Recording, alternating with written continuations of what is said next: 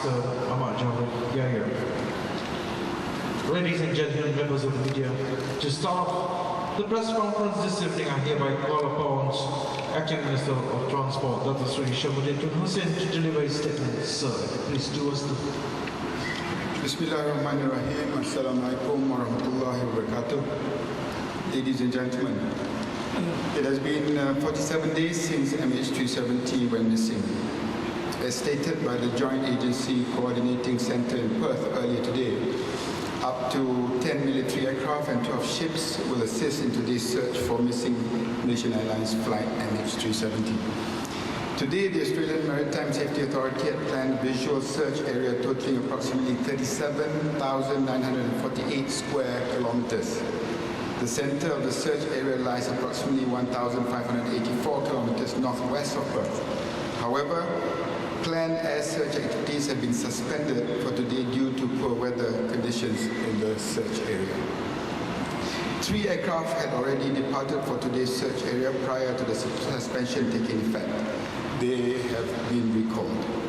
Current weather conditions are resulting in heavy seas and poor visibility and are making air search activities ineffective and potentially hazardous. The 12 ships involved in today's search will continue with their planned activities. Bluefin 21 AUV is currently completing mission 10 in the underwater search area. Bluefin 21 has now completed more than 80% of the focused underwater search area. No contacts of interest have been found today. The focused underwater search area is defined as a circle of 10 kilometers radius around the second towed finger located detection, which occurred on the 8th of April. On the international investigation team, the Cabinet has deliberated and approved this morning the appointment of an international investigation team to investigate the MH370 incident. The Ministry of Transport has been tasked to draft the terms of reference for the investigation team, and as I've announced previously, the subcommittee led by Aziz Kaprawi, the Deputy Minister of Transport, has been assigned the task to coordinate the formation of the international investigation team. On that note, Malaysia, as the contracting state and a council member of the International Civil Aviation Organization, ICAO, will observe and comply with the standards and recommended practices of ICAO, set mainly to look into the safety of international civil aviation. The main purpose of the international investigation team is to evaluate, investigate and determine the actual cause of the accident so similar accidents could be avoided in the future. I would also like to note that the investigation will not include criminal aspects which are under the purview of the Royal Malaysian Police. This investigation will be carried out in accordance with the Civil Aviation Regulation 1966 and the standards set under Annex 13, Aircraft Accidents and Incidents Investigation, the Chicago Convention, which requires each party to investigate air accidents independently with full powers in their respective countries. The Aviation Accident Investigation Bureau, BSKU, Bureau Siasatan Kemalangan Udara, which was established since December 2011 under the Ministry of Transport, will act as the secretariat for this investigation team. The investigation team will include 3 groups: an airworthiness group to look into issues such as maintenance, records, structures and systems, an operational group to examine flight recorders, operations and meteorology, and thirdly, a medical and human factors group to investigate issues such as psychology, pathology and survival factors. We are also discussing to appoint experts from other ASEAN countries in accordance with the ASEAN MOU on cooperation relating to aircraft accident and incident investigation that was signed in 2008. We are in the process of identifying the members and the accredited representatives and will be recruiting the members for the team in accordance with the international standards. We will announce the name of the members next week. Indeed, it is imperative for the government to form an independent team of investigators, which is not only competent and transparent, but also highly credible. As I've consistently said since the beginning, we have nothing to hide. Let me take this opportunity to also update you on the MH192 incident. On the 20th of April 2015, MH192 bound for Bangalore departed KLIA at 10:20 p.m. with 166 people on board, including 7 crew members. Upon takeoff, the crew reported feeling heavy vibrations. At 10:22 p.m., MH2626, which was lining up for departure, reported sighting tire debris on the runway. Soon after, the Air Traffic Control ATC Center in Subang received a report from MH192 indicating that its tire had burst. ATC KLIA Tower then informed Malaysian Airport Holdings Berhad Operation Control Center to relay messages to Mass Operation Control Center regarding the above matter and also to the pilot of MH192. Immediately after, MH192 made an air turn back towards KLIA. At 11:32 p.m., the aircraft made a low fly past over the runway as advised by Mass OCC. Then it continued to hold over until 1:20 a.m. At 1:31 a.m., the aircraft approached KLIA to make yet another low fly past the runway under the observations of MES OCC representatives. At 1:57 a.m., MH192 landed safely on runway 32L. In the preliminary investigation findings, it has been identified that the number 3 main wheel has burst during takeoff. The aircraft is currently grounded at the MES engineering facility in KLIA for further inspection and also for repair work. Further investigation by the relevant authorities are still ongoing. In conclusion, ladies and gentlemen, I would like to conclude by stressing that we will continue with the search operations until we have fully covered the search area. We will strive to explore all possible options in finding MH272, and as I've said previously, the search will always continue. Thank you. All right, ladies and gentlemen, members of the media, the floor is now open for Q&A session. We will start the question of the local media first, followed by the foreign media. So, the first question from local media. Yes, sir. Yeah, kat belakang, second, sorry. Assalamualaikum, Datuk, gentlemen. Ismail from Bernama. I have 2 questions. The first question, you have mentioned before the Bluefin 21 operation has been more than 80% now and it's coming to an end. So, is there any plan to redeploy the Bluefin 21 at some other places, or stop the operation, or maybe redefine the search area? The second question, since there's no new update so far,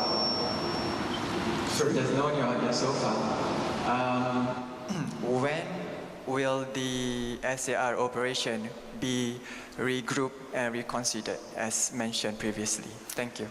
Yes, the quotation came from Prime Minister Abbott, where we need to regroup and re-strategize, but not immediately. We still have the 20% area that is to be covered by Bluefin 21, and I can confirm that in fact we are increasing the assets that are available for deep sea search. I was a bit late today for the PC because I was in consultation with Petronas, because that involves commercial ventures, and in the next few days we'll be talking to other entities to look at the possibility of increasing the assets for the next phase. The timeline I have to discuss with Angus Houston, but it will not be in the next few days. What is more important is that the search continues, and this is an assurance that we will give to the families of the passengers. All right. Next question. Yes, please, sir. Assalamualaikum, Datuk Seri. Salam. Muhammad Hamizah dari Berita Harian. Soalan pertama saya, Datuk Seri, ada surat yang dihantar dari keluarga penumpang yang minta siasatan dipanjangkan hingga ke Kandahar. Ada Datuk Seri terima surat? Ada report mengatakan untuk diperluaskan kawasan sehingga ke kawasan lain. Saya secara peribadi tak ada terima surat berkenaan, tetapi Okey, tidak diterima. Okey, soalan seterusnya Datuk Seri. Macam mana dengan keputusan pengumuman untuk memberitahu keluarga penumpang berhubung kematian seperti yang diumumkan Datuk Hamzah sebelum ni? Adakah akan diteruskan pasal banyak bangkangan dari keluarga mangsa especially cakap diorang tak setuju? Kita punya hubungan dengan keluarga penumpang berterusan, dan hari Ahad lalu Datuk Hamzah dan jawatan kuasanya telah berjumpa dengan keluarga penumpang di Malaysia, dan hari ini berada di Beijing bersama-sama dengan keluarga mereka di sana. Dan baru saya menghubungi Datuk Hamzah, dan usaha ini akan berterusan supaya keluarga penumpang-penumpang itu sentiasa berada dalam keadaan dimaklum perkembangan yang terkini. Sebab itu saya menyatakan tadi bahawa dalam usaha kita nak meneruskan carian ini, jangan dengar spekulasi bahawa SAR akan dihentikan, kerana apa yang kita lakukan sekarang ialah untuk perhebatkan lagi sebenarnya aset-aset, tetapi lebih fokus kepada tumpuan untuk carian di bawah lautan dalam, dan ini memerlukan aset-aset yang agak spesifik, dan aset itulah yang sedang dikenal pasti, dan mereka yang mempunyai aset berkenaan telah pun dihubungi. Okay. Terima kasih Datuk Seri. Next, please. Yes.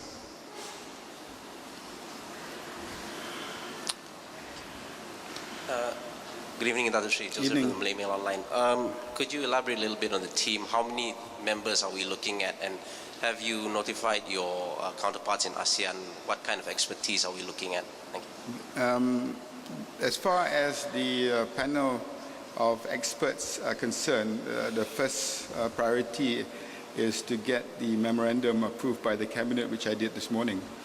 Datuk Aziz will elaborate on the membership of the committee, but as far as ASEAN is concerned, we need to consult with countries that may contribute directly to the investigation. One example would be trying to negotiate with Singapore because of their Silk Air experience, and that is the sort of approach I feel makes the panel more credible, more transparent, and more effective.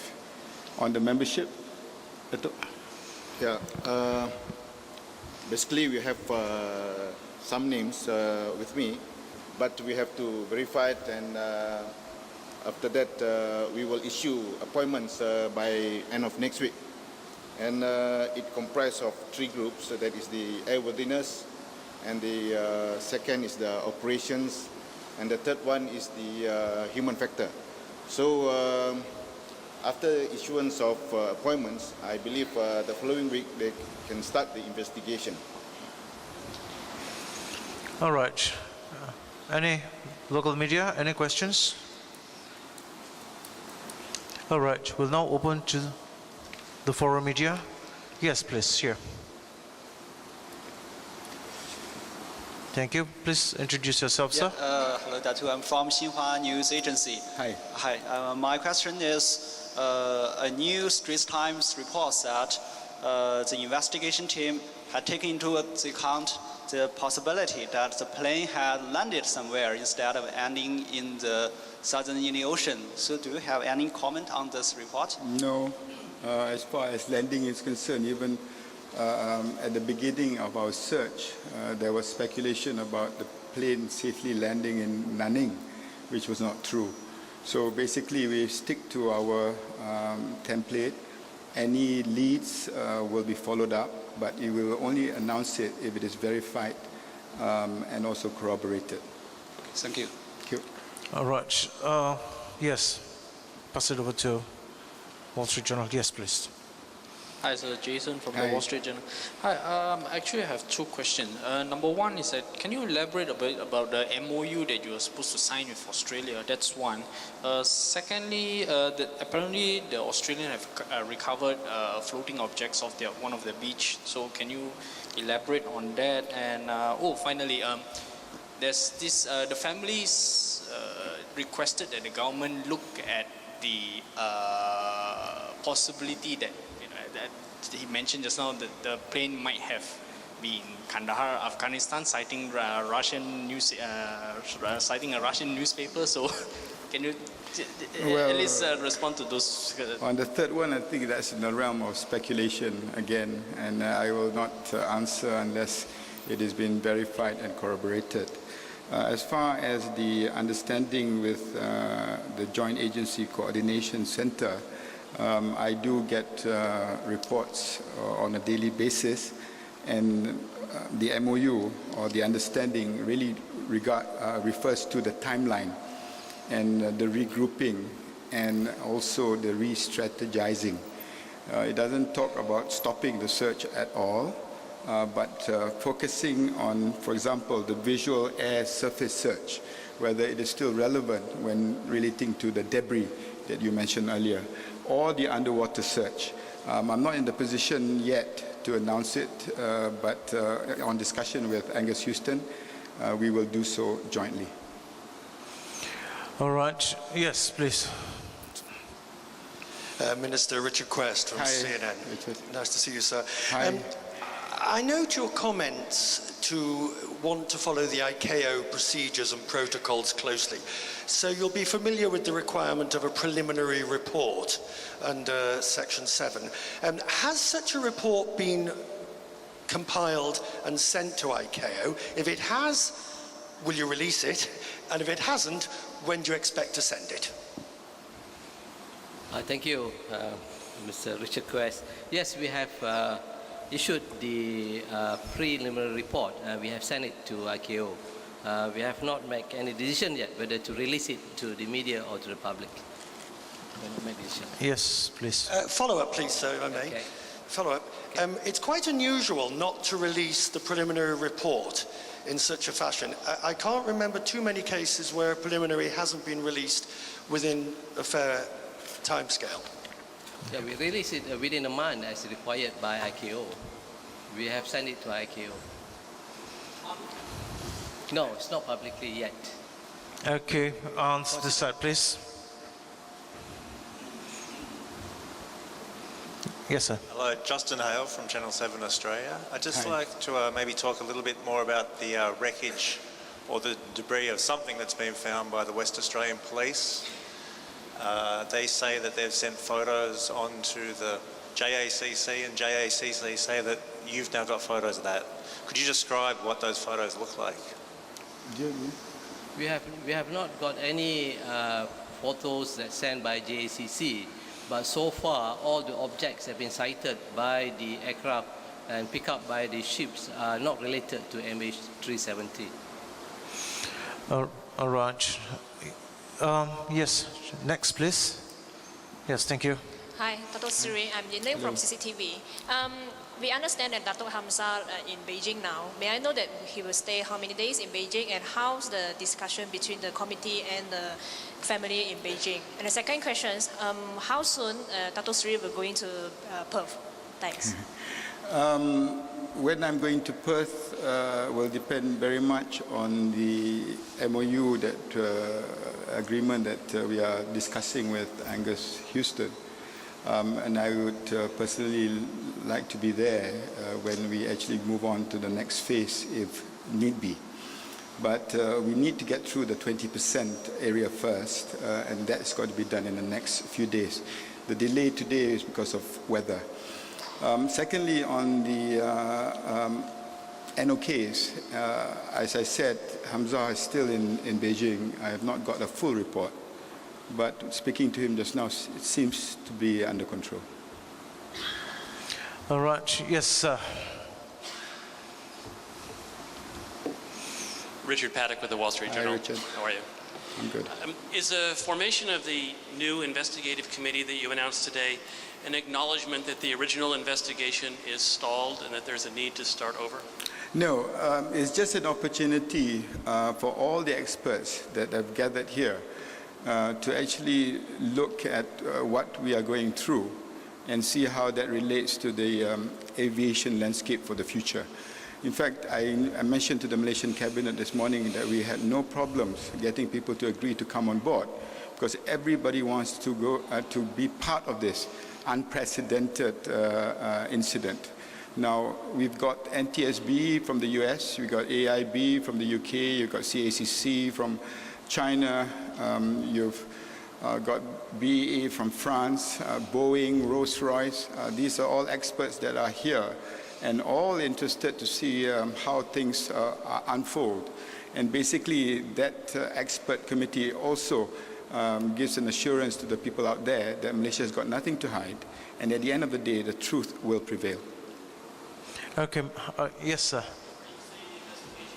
Just hold on, please. You have the mic. No, whatever investigation that we have done earlier, that will be reported to this team of independent experts. So then they can judge, so that there won't be any preconceived or speculative elements, because what we want is an independent assessment of whatever inquiries that have been done before. Okay. Now on to, yeah, Channel News. Hi, sir. Samisha with Channel News Asia. First, I'm sorry to ask this again, but with regards to the JACC statement that we just received, it says that police have attended a report of material washed ashore 10 kilometers east of Augusta and have secured the material. I believe that's what you asked about earlier. Can you confirm that you've received this report? And secondly, Datuk Hishammuddin, I wanted to ask, New Straits Times has also reported that investigators will be relooking the possibility that the satellite data initially assessed could be wrong and that the plane might not even be where we think it is. Could you comment on that? Well, on the satellite data, like I said, when I assume, and I do not speak for the Prime Minister of Australia, when we have to regroup and re-strategize, it's a matter of looking at all the data, whether it's satellite, whether it is radar, and that is very important as we chart our next course. And here, the experience by the Silk Air crash and the fact that Jean-Paul Trodec will be in town next week with a 2-year time frame which they took to find the black box for the Air France crash. Those are the sort of things that we'll be looking at in identifying the possibility of other locations. But that will be part and parcel of the whole work in progress. Okay. Yes, we have received the report from the Australian ATSB of the plastic sheet that was ashore, but that's not been verified yet as a part from the aircraft. So yes, we have received the report, but we have not received any verification, any confirmation that that is part of MH370. Okay, last questions. Yes, Mani. Please, could somebody pass him a mic, please? No, the gentleman behind, please. Thank you. Mani from Bloomberg. None of the reports or the investigations will be made public at this moment. Will you all eventually make all this public? Definitely. I think with the public interest globally, I think there's no way that we can avoid from making it public. But that public information, the information that is going to be made public, let it come from a credible, transparent, and also independent source.